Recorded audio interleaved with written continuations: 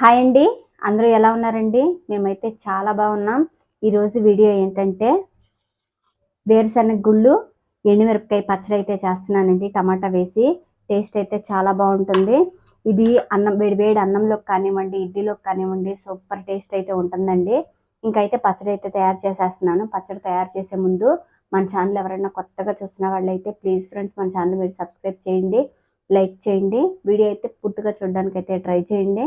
ఇంకైతే పొయ్యి అంటించేసేసుకొని పచ్చడి చేయడం అయితే మొదలు పెట్టేసేసుకుంటాను. ముందుగా పచ్చడికి కావాల్సినవి ఏంటంటే ఈ కప్పు నిండా వేరుశనగ గుళ్ళు అయితే తీసుకున్నానండి. దీనికి సరిపడినన్ని మనం కొంతమంది కారం ఎక్కువ తినచ్చు, కొంతమంది తక్కువ తింటారు కాబట్టి వాళ్ళ టేస్ట్కి తగ్గట్టు ఎండుమిరపకాయలు అయితే తీసుకోవాలి. నేనైతే ఇదిగోండి నిన్ను తీసుకున్నాను. ఒక 15 వరకు ఉంటాయి ఎండుమిరపకాయలు. దీంట్లోకి ఒక పావు కేజీ టమాటా తీసుకున్నాను. అలాగే ఒక చిన్నది వెల్లుల్లిపాయ గడ్డ కూడా తీసుకున్నానండి. ముందుగా అయితే స్టవ్ వెలిగించేసుకుంటున్నాను. స్టవ్ వెలిగించేసుకొని ఎండుమిరపకాయలు అలాగే వేరుశనగ గుళ్ళు ఫ్రై చేసుకోవడానికి నూనె అయితే వేసేసుకుంటున్నానండి.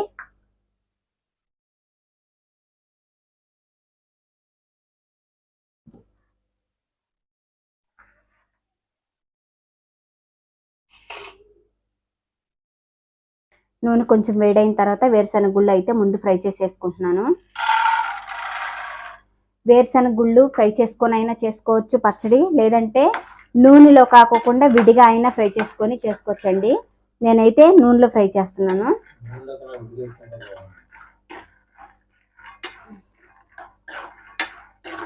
నూనెలో ఫ్రై చేసుకోకుండా మామూలుగా ఫ్రై చేసుకొని కూడా పొట్టు తీసేసి చేసుకోవచ్చు, ఎవరిష్టం దాన్ని బట్టి.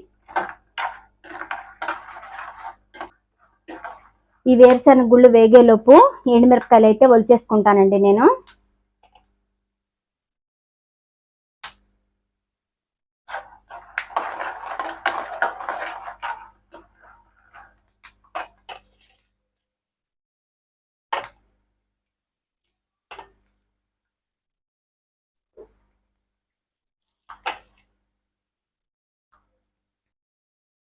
నీట్గా తొడియం తీసేసుకొని ముక్క చేసేసుకోవాలి ఎండుమిరపకాయ.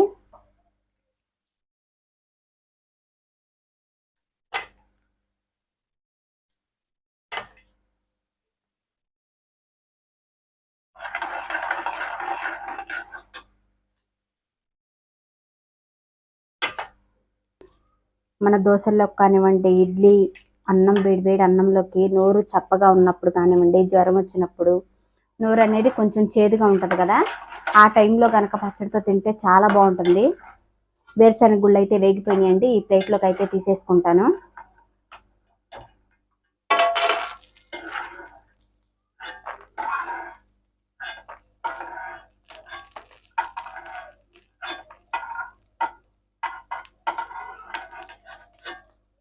వేరుశనగ గుళ్ళు తీసేసుకొని పక్కన పెట్టేసేసుకొని ఇప్పుడైతే ఎండుమిరపకాయలు ఒలిచేసుకున్నాను కదా, ఈ ఎండుమిరపకాయల్లోని ఒక స్పూన్ జీలకర్ర వేసేసుకుంటున్నాను.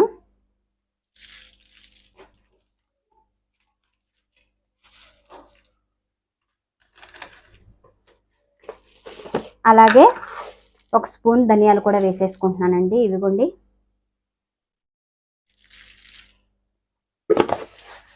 ధనియాలు కూడా వేసేసుకొని ఇదే నూనెలోని ఫ్రై చేసేసుకుంటున్నాను.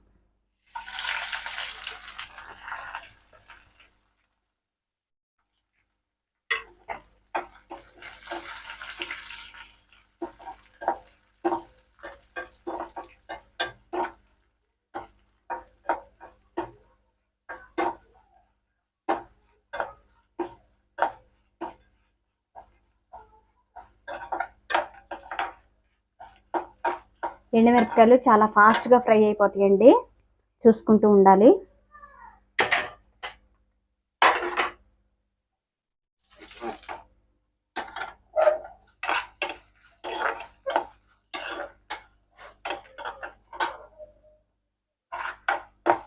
ఎండుమిరపకాయలు కూడా చక్కగా ఫ్రై అయిపోయినాయండి. ఇప్పుడు ఎండుమిరపకాయలు కూడా తీసేసుకుంటాను ప్లేట్లోకి.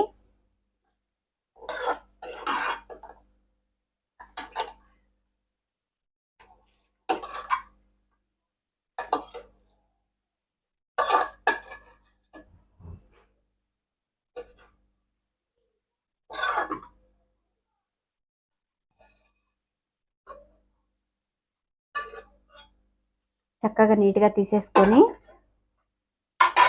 ఎండుమిరపకాయలను కూడా కొంచెం పక్కన పెట్టేసేసుకోవాలి. తర్వాత ఇప్పుడు ఏంటంటే టమాటాలు ఉన్నాయి కదండి, టమాటాలు నేను ఆల్రెడీ ముందుగానే కడిగేసేసుకున్నాను. ఈ టమాటాలను కూడా కొంచెం కట్ చేసేసుకోవాలి. టమాటాలు చక్కగా కడిగేసేసుకోవాలి.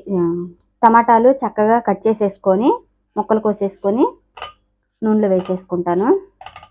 శుభ్రంగా కడుక్కోవాలండి. కడిగిన తర్వాతే కట్ చేస్తున్నాను నేనైతే. పెద్ద పెద్ద ముక్కలు, మరీ చిన్నవి కాకోకుండా నూనెలో మగ్గిపోతాయి కాబట్టి తొందరగానే కొంచెం పెద్ద ముక్కలు కట్ చేసేసుకుంటున్నాను.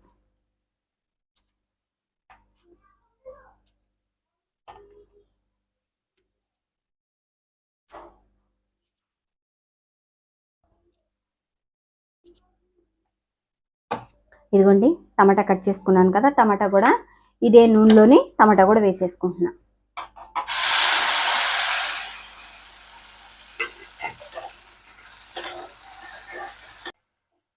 టమాటా వేసేసుకున్న తర్వాత కొంచెం లైట్గా మగ్గింది టమాటా అనుకున్నప్పుడు మనము ఒక చిన్న సైజు నిమ్మకాయ సైజు అంతా చింతపండు తీసేసుకొని ఆ చింతపండుని టమాటాలో వేసేసి టమాటాలతో పాటు చింతపండు కూడా మగ్గిచ్చేసేసుకోవాలి.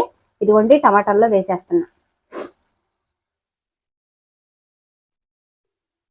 విడిగా దంచుకోకుండా ఇలాగా టమాటాతో పాటు మగ్గిస్తే ఆ పచ్చిదనం అనేది ఏది ఉండదండి, పచ్చడి మనకి నిల్వ ఉంటుంది. కొంచెం ఆల్రెడీ టమాటా కొంచెం మగ్గింది కాబట్టి ఇది మగ్గడానికి ఎక్కువ టైం పట్టదు, ఒక 2 నిమిషాల్లో మగ్గిపోతుంది. ఇదిగోండి చింతపండు.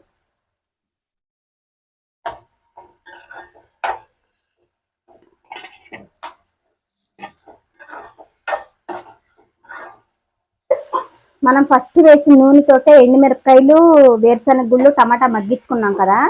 నూనె ఒకవేళ తక్కువ అయ్యిద్ది అనిపిస్తే మనం టమాటా వేపేటప్పుడు నూనె కొంచెం వేసుకోవచ్చు. మళ్ళీ తాలింపు ఏమీ పెట్టం కాబట్టి పోపు ఏమి వేయమండి, కాబట్టి ఇప్పుడే నూనె కొంచెం వేసుకుంటే బాగుంటుంది.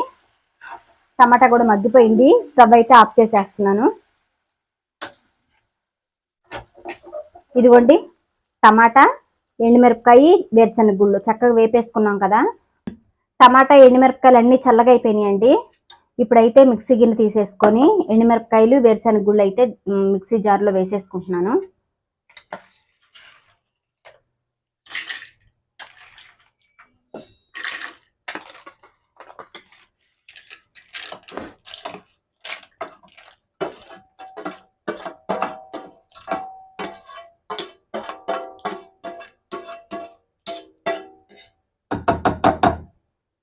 మిక్సీ జార్లో వేసేసుకున్న తర్వాత మనం టమాటా కూడా వేసేసేయకూడదండి. మొత్తం ఈ చింతపండు వరకు తీసి వీటితోటి ఫస్ట్ మిక్సీ పట్టేసేసుకుంటాను.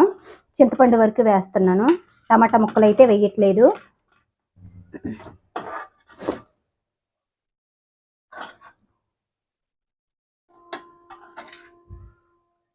ఇదిగోండి టమాటా చింతపండు వరకే వేసాను, టమాటా అయితే ఉంచేసాను. ఇప్పుడు ఏంటంటే వెల్లుల్లిపాయ కూడా చక్కగా గొలిసేసుకొని ఒక పాయి వేసేస్తాను మొత్తం.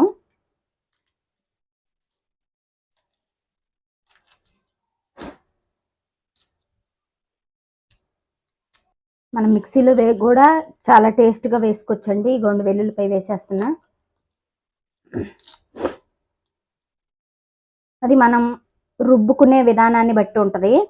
మెత్తగా చేసేసుకోకుండా మనం రోట్లో ఎలాగైతే చేస్తామో కచ్చపచ్చగా రుబ్బుతామో అలా రుబ్బుకుంటే మనకు మిక్సీలో కూడా ఆ టేస్ట్ అనేది వచ్చిద్ది. ఇదిగోండి మిక్సీ జార్లోకి అయితే వెల్లుల్లిపాయ, చింతపండు, ఎండుమిరపకాయలు, వేరుశనగ గుళ్ళు కూడా వేసేసుకున్నాను.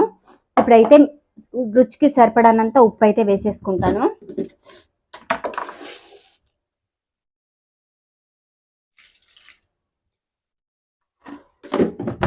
రుచికి సరిపడినంత ఉప్పు వేసేసుకొని మిక్సీ అయితే పట్టేసుకుంటానండి ముందు. ఇది అయితే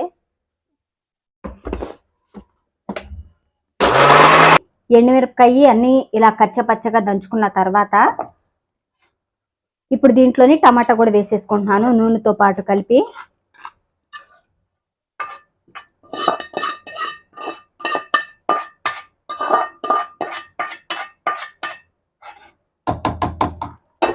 ఇదిగోండి నూనెతో పాటు కలిపి వేసేసుకొని ఇప్పుడు దీన్ని తిప్పేకోకుండా మెత్తగా ఇప్పుడు ఈ ఎండుమిరపకాయ ఇవైతే కచ్చాపచ్చగా ఎలాగైతే చేసుకున్నామో అలాగే మిక్సీ పట్టుకోవాలి.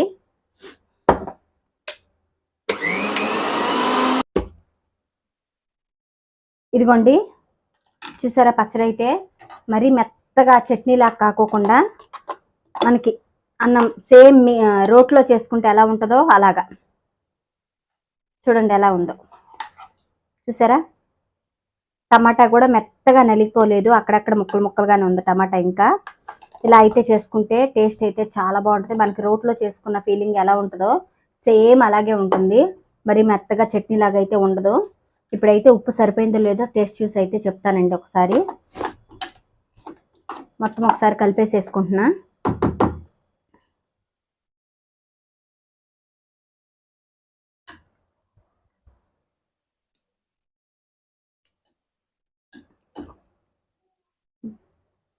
ఉప్పు కారం సరిపోయినాయండి. నాకు విడిగా తింటున్నాను కాబట్టి కొంచెం ఎక్కువ కాదు, ఉప్పు ఎక్కువైనట్టు అనిపిస్తుంది. అన్నంలోకి అయితే కరెక్ట్గా సరిపోతుంది, ప్రాబ్లం అయితే ఏమి లేదు. ఉట్టిగా తిన్నాను కాబట్టి కొంచెం ఎక్కువ అనిపిస్తుంది అంతేను, కానీ నిజంగా టేస్ట్ అయితే చాలా బాగుంది. మీరు తప్పకుండా ట్రై చేయండి. ఇంతేనండి వీడియో కనుక నచ్చినట్లయితే మన ఛానల్ మీరు సబ్స్క్రైబ్ చేసుకోండి, లైక్ చేయండి.